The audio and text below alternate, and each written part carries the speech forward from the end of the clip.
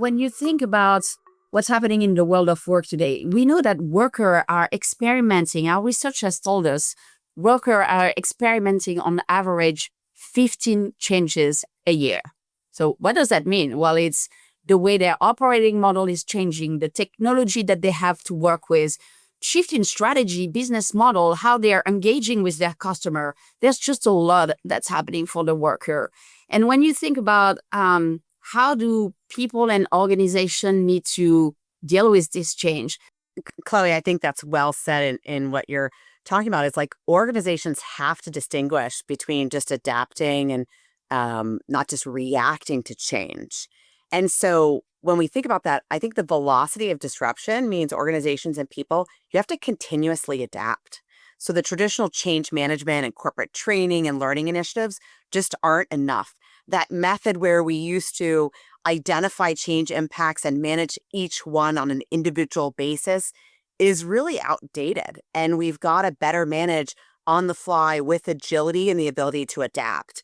And AI is a core part of flipping that script. It's upended those traditional approaches to have that continuous adaptiveness as really an ongoing muscle. You know, our Deloitte 2026 Global Human Capital Trends Survey found that only 27% of respondents believe their organizations manage change effectively, and only 8% believe their organizations are highly effective at meeting that continuous, always-on learning need of the workforce. Ties directly back to that adaptability that's needed, and the old programs won't necessarily work.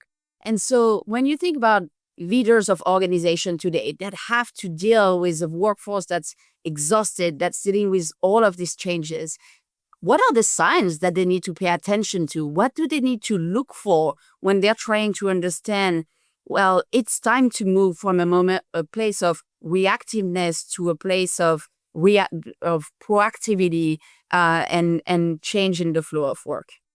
Okay, so there's several kind of, I would say, the conditions that signal it and how we think about embedding learning and reinvention into everyday work. So talent disengagement, skill misalignment, stagnant growth, and even organizational survival are really at stake when you think about kind of what organizations are trying to achieve.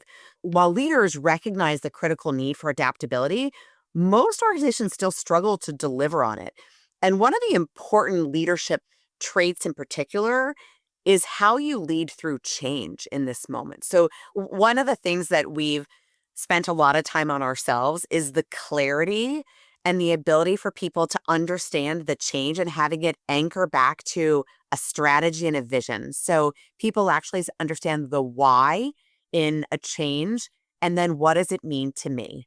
And with that comes equipping the leaders to lead their teams and people through change.